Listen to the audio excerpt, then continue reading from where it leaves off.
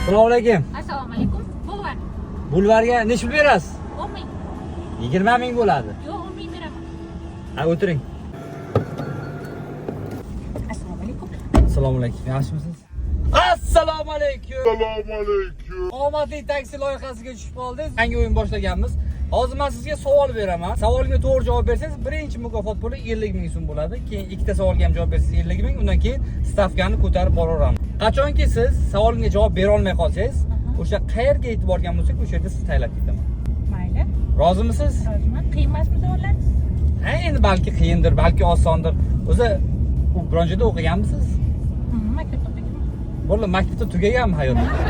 Tayyor bo'lsangiz agar o'yinimizni boshlaymiz. Birinchi savolim shunday. Piramidani bilasiz-a?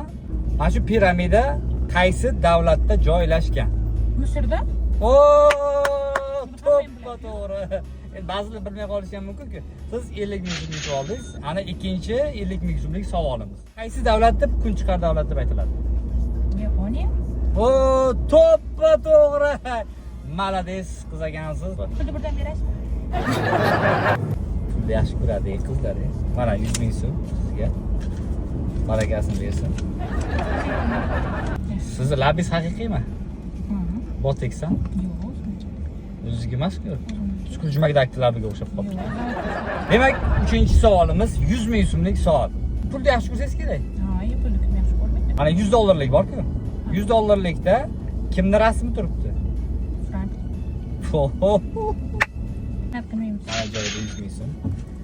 Keyingi savolimiz ham 100 ming so'mlik savol bo'ladi. Lekin Hop, keyingi savol.